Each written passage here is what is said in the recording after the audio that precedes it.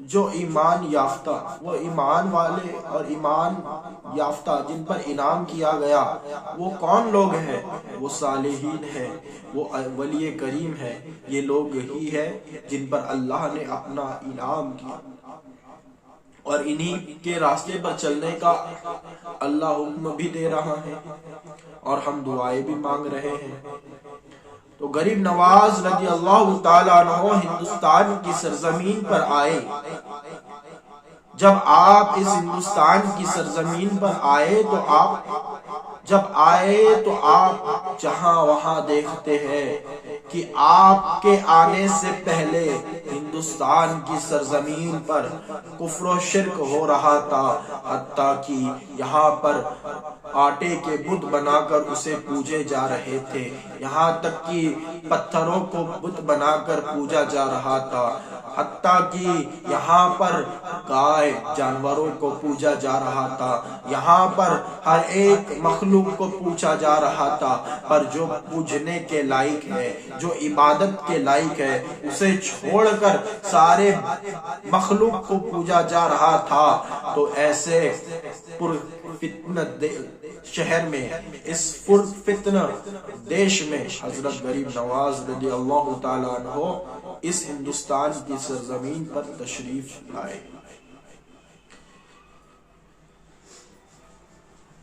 جب غریب نواز رضی اللہ تعالیٰ عنہ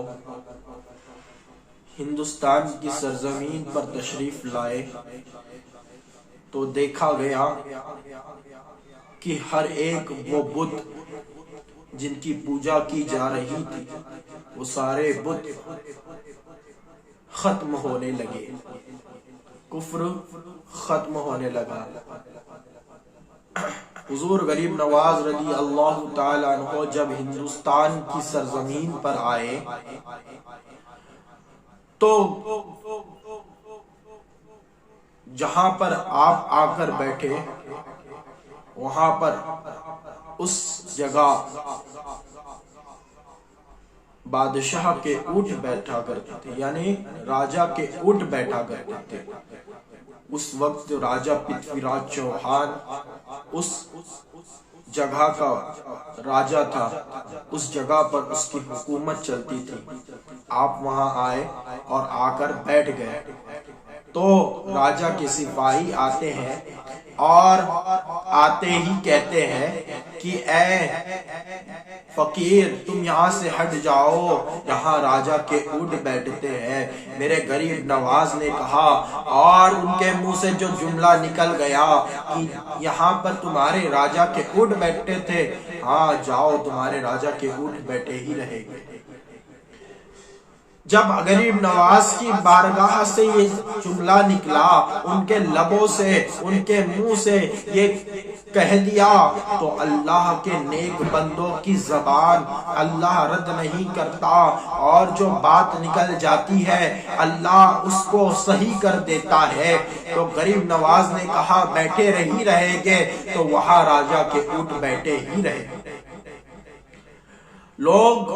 دوسرے دن جب راجہ کے اونٹوں کو اٹھانے کے لیے سپاہی آتے ہیں تو اونٹ نہیں اٹھتے، تو سپاہی راجہ کی بارگاہ میں جاتے ہیں اور جا کر راجہ سے کہتے ہیں کہ اے بادشاہ، اے وقت کے بادشاہ، اے راجہ، اے مہاراجہ، ہمارے اونٹ وہاں بیٹھے ہیں اور وہ نہیں اٹھ رہے۔ تو راجہ کہتا ہے کہ کل تم نے کیا کیا تھا؟ تو راجہ کے کہنے پر لوگ بتاتے ہیں کچھ فقیر وہاں بیٹھے تھے، ہم نے ان فقیر کو حکم دے کر ہٹا دیا، اور ان فقیر کو ہٹا کر ہم نے اونٹوں کو بٹھا دیا۔ ان میں سے ایک فقیر نے کہا کہ تمہارے اونٹ بیٹھے ہی رہیں گے۔ تو راجہ کہتا ہے جاؤ اس فقیر کو ڈھونڈو اور اس سے معافی مانگو اور دیکھو۔ تو وہ سپاہی جاتے ہیں، جہاں وہاں دیکھتے ہیں غریب نواز انا ساگر کے پاس نظر آتے ہیں، وہاں جا کر وہ معافی طلب کرتے ہیں، اور معافی طلب کر کے وہ جاتے ہیں تو دیکھتے ہیں اونٹ کھڑے ہو جاتے ہیں۔ ارے نادانو، جس غریب نواز کے حکم پر اٹھ بیٹھ سکتے ہیں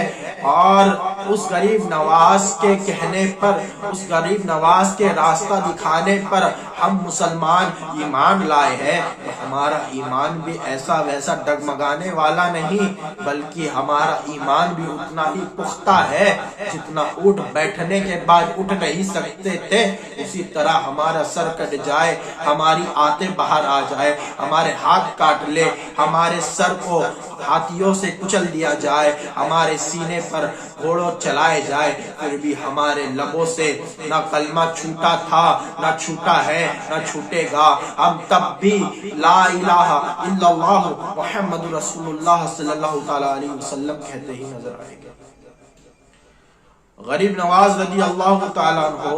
ہندوستان ہی کی سرزمین پر آتے ہوئے جب آئے اور آ کر اس ہندوستان کو، جو کہ ریگستان تھا، بڑا بیابان تھا، اس کو اپنے پیر قدموں سے ایک آباد بنا دیا، جگمگانے والا بنا دیا، اس کی تازگی، اس کی رنگت کو میں خوشحالی بھر دی۔ حضور غریب نواز رضی اللہ تعالیٰ عنہ انا ساگر کے کنارے بیٹھا کرتے تھے اور اس کے وجہ سے انا ساگر کا پانی پیا کرتے تھے۔ آج ایک باندھ بنایا جاتا ہے، کیوں بنایا جاتا ہے؟ کہ پانی کو روک لیا جائے اور اس کو آگے استعمال کیا جائے۔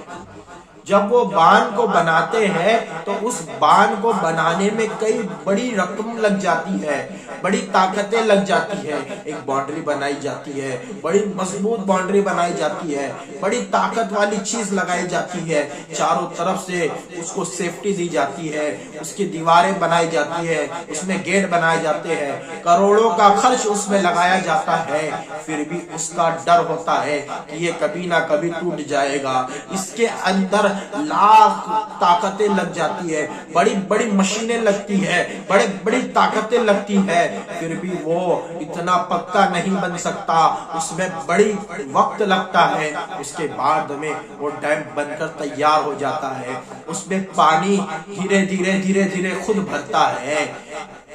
اور اس کا ڈر ہوتا ہے کہ وہ ٹوٹ جائے، اس کو زیادہ بھر جائے تو بہہ جاتا ہے۔ میں یہ کہوں گا اتنا بڑا ڈیم بنایا جاتا ہے، پھر بھی اس میں پورا پانی نہیں آتا، اس میں پورا پانی نہیں سما پاتا، اس میں پانی نہیں روک پاتے۔ جب اتنی بڑی طاقتیں تمہارے پاس ہے، مشینیں تمہارے پاس ہے، ہر چیز تمہارے پاس ہے، ایک سے ایک مشین ہے، ایک سے ایک جسیبی ہے، ایک سے ایک ایلنٹ ہے، ایک سے ایک بڑی بڑی مشینیں ہیں، پھر بھی اس پانی کو وہ نہیں روک پاتے، اس کے بہاؤ کو نہیں روک پاتے، اتنے پانی کو کنٹرول نہیں کر پاتے۔ جب پانی بھر جاتا ہے تو بہا دیتے ہیں۔ اور میں یہ کہوں گا کہ اے دیکھو دنیا کی طاقتیں استعمال کرنے والے، تم جتنی طاقتیں لگا لوگے تمہاری طاقتیں کم نظر آتی ہے۔ اور میرے غریب نواز کو دیکھو، اجمیر کی سرزمین پر چلیے اور دیکھتے ہیں جب انا ساگر کے کنارے پہرا لگا دیا گیا، غریب نواز کے لیے پانی نہیں دینا کا حکم لگا دیا گیا، سارے پانی پیے، سارے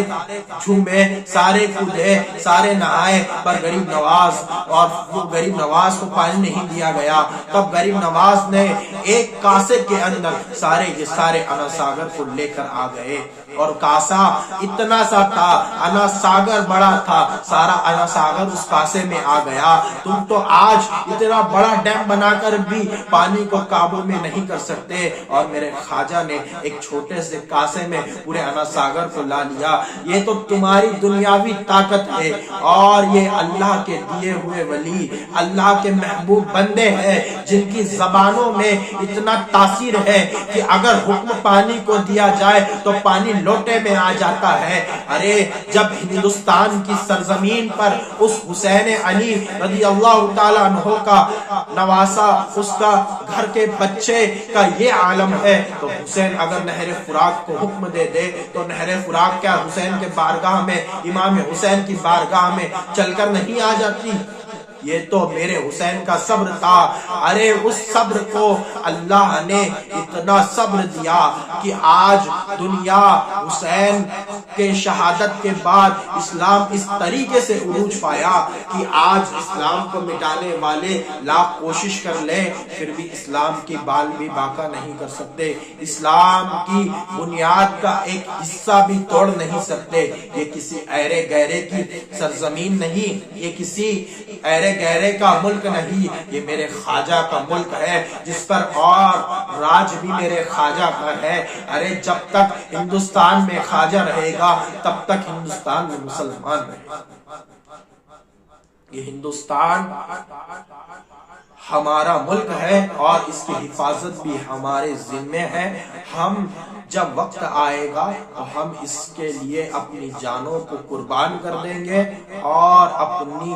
جان کو قربان کر کے اس ہندوستان کے لیے ہم صرف ہو جائیں گے۔ مگر آپ ہمارے جب ایمان کے خلاف بکواس کرو گے تو انشاءاللہ تبارک و تعالی پھر آپ دیکھ لو گے کہ مسلمان جیتا ہے تو مدینے کے لیے اور مرتا ہے تو اپنے دیش کے لیے اور اسلام کے لیے ہی مرتا ہے، اور شہید ہونا یہ ہمارا مقدر ہے۔ شہید ہونا یہ ہمارا مقدر ہے اور شہادت ہمارے نزدیک سب سے بہترین موت ہے، کیونکہ لیے شہادت جب مل جاتی ہے تو انسان مرتا نہیں ہے بلکہ زندہ ہو جاتا ہے۔ وآخر دعوانا ان الحمدللہ رب العالمین۔ جو بھی کہنے میں